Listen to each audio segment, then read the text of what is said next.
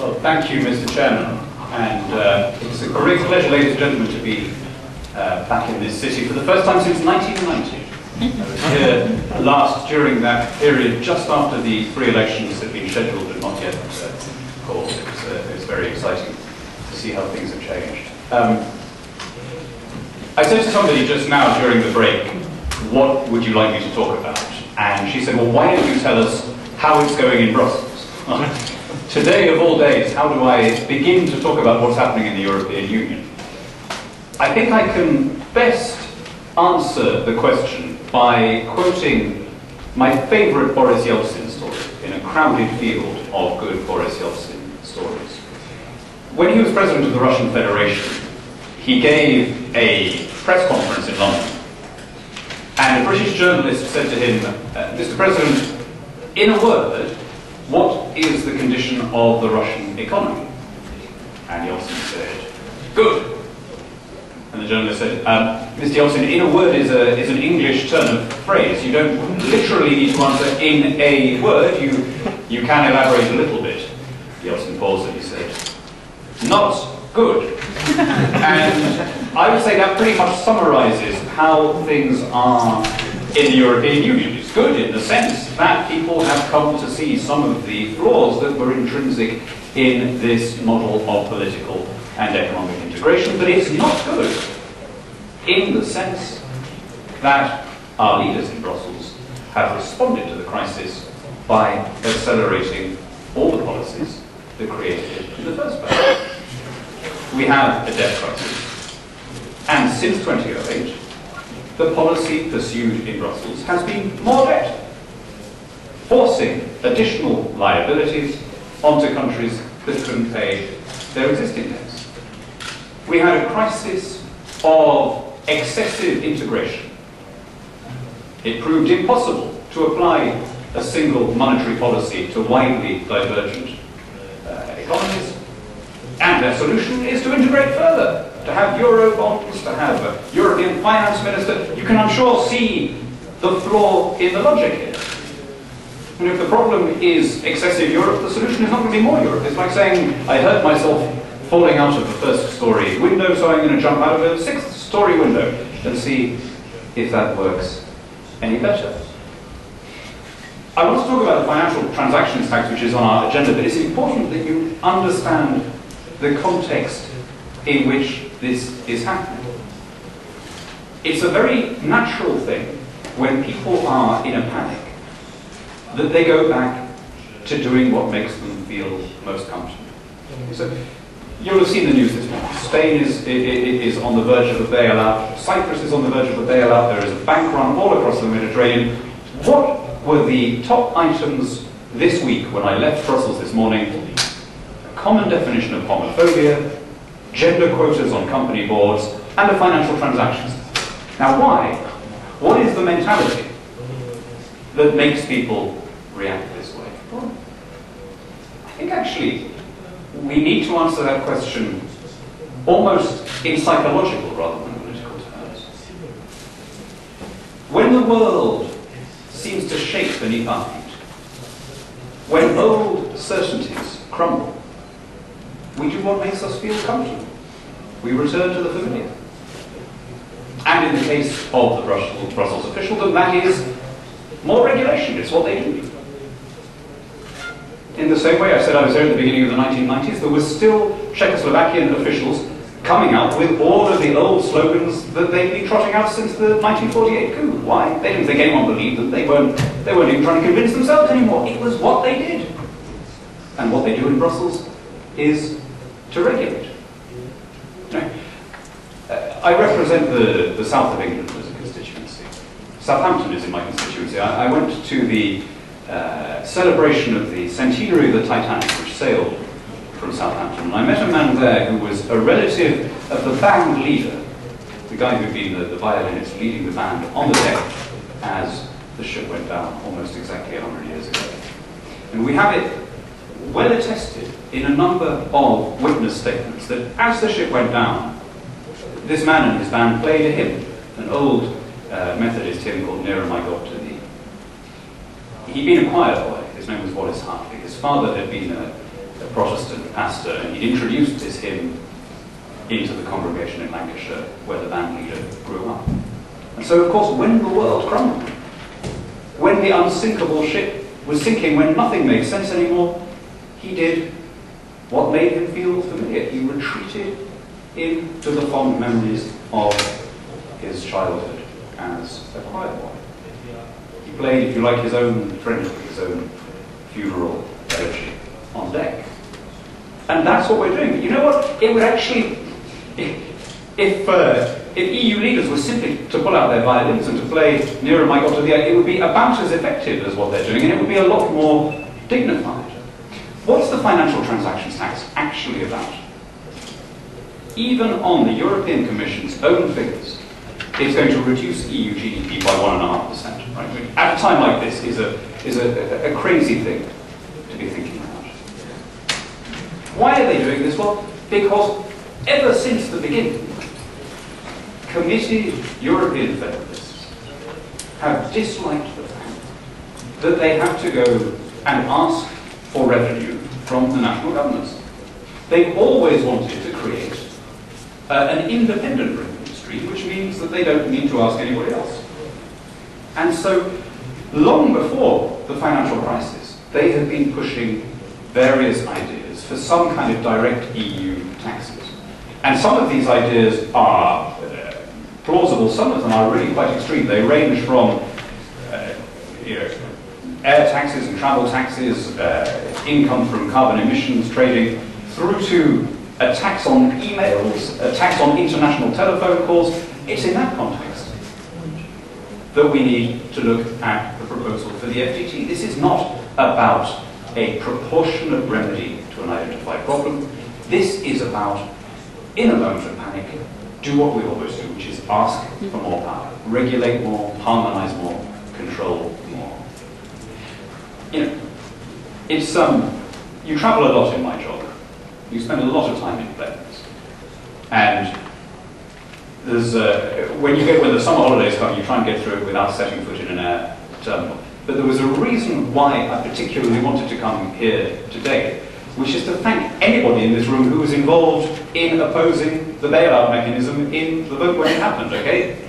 Didn't stand, but for a few days, Slovakia was the spokesman and the champion for hundreds of millions of unconsulted Europeans who were never asked whether they wanted to support a racket whereby taxpayers were obliged to step forward and rescue some very wealthy bondholders from the consequences of their own errors.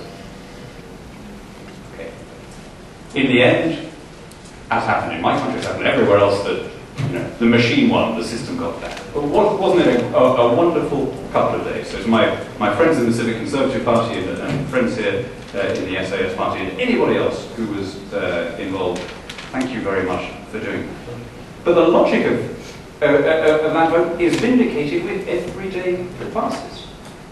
So we're being told now, we need all this money for the FTT, and the funny thing is they've already spent it at least 4 times. They think it's going to be spent on a bigger EU budget, they think it's going to be spent on combating climate change, they think it's going to go on this special fund to help poor countries, and they think it's going to go to reduce national deficits. The money has been spent 4 times, but nobody has yet raised a penny of it. Kind of perfect metaphor for the European system. So what should we do? What's the answer? It's so easy just to come here. You're going to hear more from more expert speakers than me about the banking system. It's so easy to come and say what's wrong. Let's just spend a moment in the short time I have looking at what we should be doing. Okay? And let's put this in the simplest possible form. If we are sustaining a standard of living which we are not prepared to pay for ourselves through borrowing, and we now are going to stop borrowing, then for most people there will be a real reduction in the standard of living. And that is unavoidable. And any politician who tells you that there is a way of avoiding that is either a liar or a fool. I agree very much with, was it Mr. Ižip, who said that he made the basic anti-Keynesian point that growth is not the consequence, but is the production causes growth rather than the other way around, which is absolutely right. What we have seen for the past decade and a half of artificially cheap credit is increases in consumption without any commensurate increases in production. At the end of a credit boom, there is bound to be a correction. The malinvestments that were made with non-existent money are rectified. There is no way of putting that off. If you have been out drinking all night, you are going to get the hangover. You can try to postpone the hangover by having a few more shots of vodka. And each shot may give you a temporary illusion of relief. But you can't postpone it forever. You make the eventual reckoning worse. And the problem of all Western governments since the financial crisis began is that they have been having a few more shots, trying to push the crisis over the horizon. John Maynard Keynes, who Mr. Ižip quoted, was famously insouciant about the consequences of this. In the long run, he said, we're all dead. You know what, my friends, that isn't true. Or at least, it isn't true from the perspective of those of us who, unlike Keynes, have children. There is something profoundly immoral about sustaining a standard of living which we are not prepared to pay for by sending the bill to people who haven't yet been born. Never mind the economic illiteracy of it. It is an unethical approach, and one of the wonders of modern European politics is that the people marching against austerity, the public sector workers demanding an end to the cuts program, have somehow appropriated the language of fairness and compassion, when what they're in fact saying is that they want future generations to pay for their pensions because they're not prepared to make equivalent pension payments themselves. Now, there are a lot of words for that attitude, but fair is not one of them. But let me, in the very short time I've got, let me address the question which Mr. Kollár raised. How, in a democracy, can you win this argument? Let's begin by acknowledging the extent of the problem. Okay? Look at what happened in the Greek elections recently, or in the French elections, or indeed in any recent elections in Europe, including, it's not for me to talk about Slovakia, but insofar as I can see from the outside in your recent election. In the current climate, the politician who says, the bankers created this problem, make them pay for it, is always going to have the advantage over the one who says, you know what, we could expropriate every last euro from every last banker and it still wouldn't make a dent in the deficit. The second point is true, but it doesn't have a lot of popular appeal. The politician who says, let's have growth, not austerity, to quote François Hollande, growth, not austerity, has the advantage of one who says, look, if it were that easy, don't you think we would have thought of it by now? You cannot fund growth on borrowing. That is what got us into this mess. So how then do you get around this problem? Well, let me say something which may seem counter-cyclical. The solution is not to give people less democracy, but to give them more democracy. If you look at the recent election results in Greece, and you see the victory of political parties on the extraordinary platform of wanting to insult their benefactors while at the same time expecting better terms from them, you say, how can that have happened? How can people want to have it both ways? And the answer is, Greece as a country has been infantilized. We have treated an entire electorate like children.